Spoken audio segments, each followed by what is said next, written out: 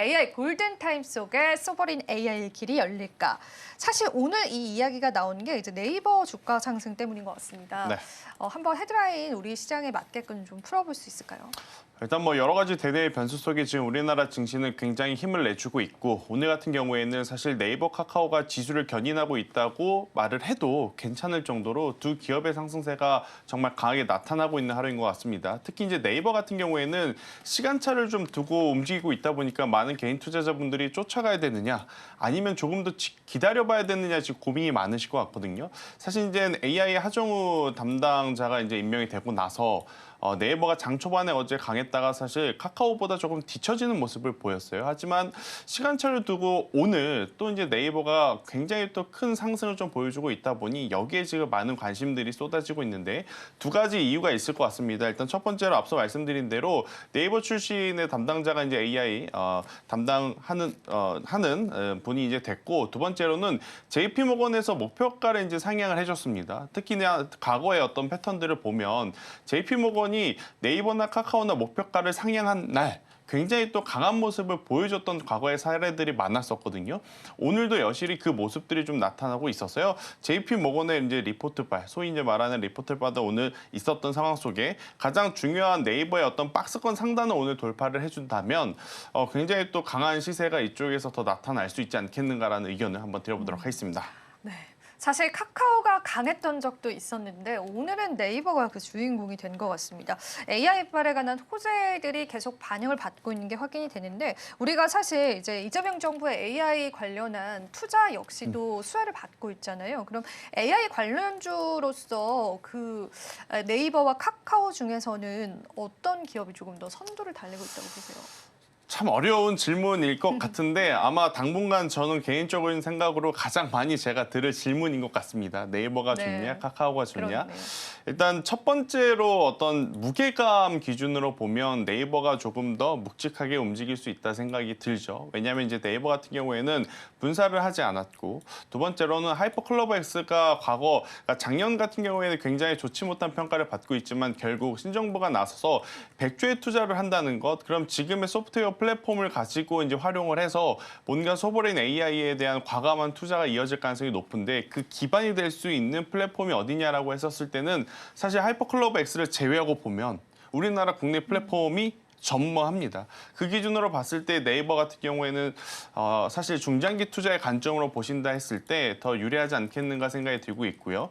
대신에 카카오페이, 카카오뱅크는 여기저기 지금 다양한 뉴스에 좀 많이 걸리는 모습을 좀 보이죠. 단순히 AI 소프트웨어뿐만이 아니라 아무래도 이제 워낙 스테이블 코인이라는 뉴스에도 민감하게 또 반응을 해주는 쪽이 카카오 그룹주임을 생각을 해보면 단기적인 전략으로 공략을 했을 때는 카카오가 조금은 더 유리할 수 있습니다. 물론 오늘 두 기업의 변동성, 그러니까 상승률만 놓고 보면 네이버가 훨씬 더 앞서 보이긴 하지만 그동안의 어떤 패턴을 놓고 보면 굉장히 높은 확률로 카카오가 조금은 더 강한 공격성적인 변동성을 보였기 때문에 단기적으로 접근하실 분들은 카카오가 저는 유리하다 생각이 들고 있고요.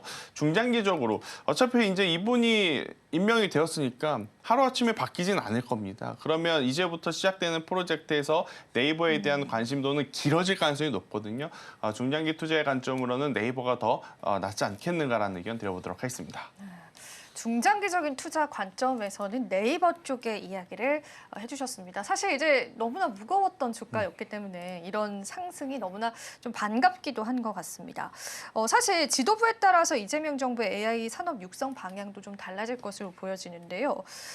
사실 네이버 출신의 AI 수석이 바라보는 AI 시장이 어떨지가 좀 궁금해요. 물론 이제 우리가 지금 뭐 네. 챗 GPT와 같은 이제 국내 소프트웨어가 사실은 좀 없다라고 평가를 그렇죠. 받고 있잖아요. 그러니까 어제 그제 아마 여러분들이 가장 많이 들어보셨을 단어 중에 하나가 소버린 AI라고 예, 하는 소버린. 네. 단어일 것 같습니다. 이건 그냥 쉽게 이야기하면 뭐 소버린이 주권이라는 의미를 담고 있어서 뭐 주권 AI 이렇게 표현을 하시는 것도 많이 들어보셨을 건데, 더 쉽게 이야기하면 우리나라를 위한 챗 GPT가 있어야 된다라는 것이 이제 골자이거든요. 그러니까 챗 GPT, 제미나이 굉장히 많은 지금 관련 플랫폼들의 기반이 어디냐면 미국 본토입니다. 그러니까 우리가 많이 사용을 하지만 때때론 우리가 검색을 하거나 조회를 할 때 그들의 답을 100% 신뢰할 수 없는 부분들이 많이 보이잖아요. 그런 것들을 이제 최소화할 수 있는 게 우리나라만의 우리나라에 맞는 지금 이제 GPT를 만들자라는 것이 이제 소버린 AI인데 여기에 가장 또 선두주자에 있다고 평가가 되는 분이 바로 이제 하정우 AI 수석 임명된 분이다라고 좀 보시면 될 것 같고 예를 들어 소버린 AI를 탑재된 음성 혹은 이제 소버린 AI가 탑재된 보이스 관련한 어떤 플랫폼들을 놓고 보게 되면 우리가 상담을 받을 때 그러니까 우리가 이제 고객센터에 무슨 일이 있어서 이제 상담을 하면 예전에는 다 일일이 상담원들이 받아줬지만 이제는 일부 음성 지원이 되는 센터들이 많거든요. 그런 것들도 이제 플랫폼화를 만들 수 있고 외국인들이 우리나라에 왔을 때 뭐 식당에 들어가요. 식당에 들어가서 A라는 혹은 B라는 C라는 제품을 주문을 할 때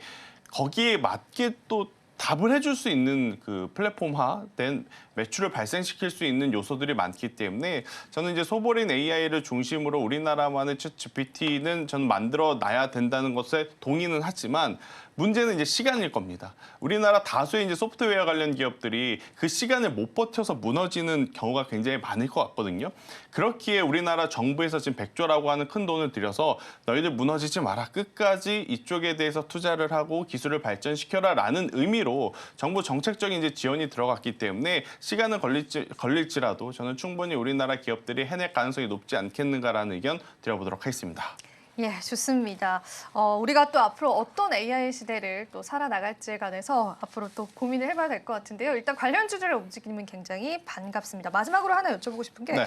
AI 산업의 밸류체인 관련주들도 우리가 바라본다면 어떤 기업도 좀 보면 좋을까요? 일단 두 가지로 나눠야 되겠죠. AI를 중심으로 하드웨어 쪽을 보시는 분들이 있을 것 같고 소프트웨어 쪽을 보시는 분들이 있을 것 같은데 사실 하드웨어 쪽이 글로벌적으로 퍼져나가는 상승세는 더 도드라질 수밖에 없죠. 대표적으로 HBM, 그러니까 SK하이닉스와 삼성전자, 이스페타시스, 한미반도체, 뭐 태성이라는 기업들은 글로벌 기업들이 많이 찾죠. 그러니까 내수 시장만 바라보는 산업이 아니라 주가가 상승함에 있어서 제한이 없습니다. 그런데 아쉽지만 소프트웨어 같은 경우에는 아직까지 글로벌 기업들이 우리나라 소프트웨어를 찾고 있는 수준은 아니니 상대적으로 내수 시장만 바라보다 보니 주가의 어떤 상승 리밋이 좀 제한이 되어 있는 그런 모습을 좀 보이고 있어서 중장기적인 성장의 관점으로 본다면 저는 여전히 주도 업종은 반도체 IT다라고 좀 말씀드릴 수 있을 것 같고 거기에 중심은 HBM과 최근에는 또 PCB 기판을 기준으로 이스페타시스와 같은 기업들이 많이 거론이 되거든요.